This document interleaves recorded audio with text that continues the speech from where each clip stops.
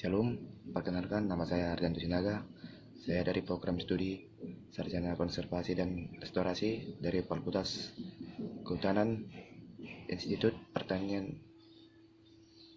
Stiper Yogyakarta dengan NIM 22134. Dalam video ini saya akan menjelaskan remote sensing yang akan saya bahas dalam video ini. Penghindaran jarak jauh atau disingkat inderaja adalah pengukuran atau akuisisi atas suatu objek atau fenomena oleh sebuah alat yang tidak secara fisik melakukan kontak dengan objek tersebut dari jarak jauh, misalnya dari pesawat luar angkasa, pesawat, satelit, dan kapal. Contoh penghindaran jauh antara lain satelit pengamatan bumi, satelit cuaca, memonitor janin dengan ultrasonik, dan wahana luar angkasa yang memantau planet dari orbit.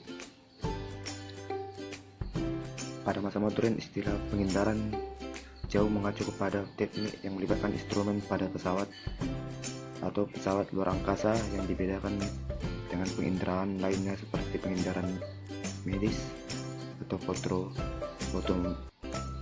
fotogrametri. Walaupun semua hal yang berhubungan dengan astronomi sebenarnya adalah penerapan dari jarak jauh atau penghindaran yang intensif. Istilah penghindaran jauh umumnya lebih kepada yang berhubungan dengan terestrial dan pengamatan cuaca. Komponen-komponen penghindaran jauh antara lain sumber tenaga. Sumber tenaga dalam proses inderaja terdiri dari sistem pasif yang menggunakan sinar matahari dan sistem aktif yang menggunakan tenaga buatan seperti gelombang mikro. Jumlah tenaga yang diterima oleh objek di setiap tempat berbeda-beda. Hal ini dipengaruhi oleh faktor antara lain waktu penyinaran. Jumlah energi yang diterima oleh objek pada saat matahari tegak lurus atau siang hari lebih besar daripada saat posisi miring atau sore hari. Makin banyak energi yang diterima objek, makin cerah warna objek tersebut. 2. Bentuk permukaan bumi. Permukaan bumi yang berfotografi halus dan memiliki warna cerah pada permukaan lebih banyak memantulkan sinar matahari daripada permukaan berfotografi kasar dan berwarna gelap, sehingga daerah berfotografi halus dan cerah terlihat lebih terang dan jelas. 3. Keadaan cuaca. Kondisi cuaca pada saat pemotretan mempengaruhi kemampuan sumber tenaga dalam memancarkan dan memantulkan. Misalnya, kondisi udara yang berkabut menyebabkan hasil inderaja menjadi tidak begitu jelas atau bahkan tidak terlihat. Atmosfer. Lapisan udara terdiri atas berbagai jenis gas: O2, CO2, nitrogen, hidrogen, dan helium. Molekul-molekul gas yang terdapat di dalam atmosfer tersebut dapat menyerap, memantulkan, dan melewatkan radiasi elektromagnetik. Dalam inderaja, jendela atmosfer adalah bagian spektrum elektromagnetik yang dapat mencapai bumi.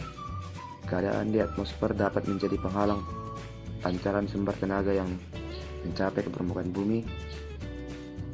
Kondisi cuaca yang berawan menyebabkan kondisi tenaga tidak dapat mencapai permukaan bumi. Baru ada lagi interaksi antar tenaga dan objek. Interaksi antara tenaga dan objek dapat dilihat dari rona yang dihasilkan oleh foto udara. Tiap-tiap objek memiliki karakteristik yang berbeda dalam memantulkan atau memancarkan tenaga ke sensor.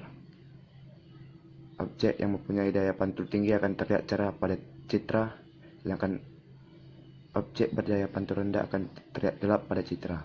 Contohnya permukaan puncak gunung yang tertutupi oleh salju yang mempunyai daya pantul tinggi terlihat lebih cerah daripada permukaan puncak gunung tertutupi oleh lahar dingin. Sensor dan wahana. Sensor merupakan alat pemantau yang dipasang pada wahana, baik pesawat maupun satelit. Sensor dapat dibedakan menjadi 2. Sensor fotografi merekam objek melalui proses kimiawi.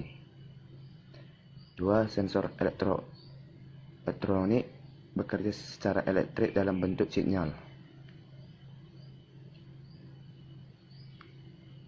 Berdasarkan ketinggian persaudaraan dan tempat pemantulan yang di angkasa, wahana dapat dibedakan menjadi 3 kelompok, yaitu pesawat terbang rendah sampai menengah dengan ketinggian peredarannya antara 1 sampai 9 km di atas permukaan bumi. Contohnya drone. 2. Pesawat terbang tinggi dengan ketinggian peredarannya lebih dari 18 km di atas permukaan bumi.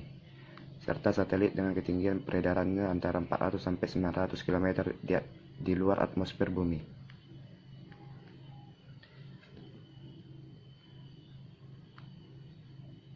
Sekian dari presentasi saya. Mohon maaf kalau ada kata atau kurang berkenan. Terima kasih.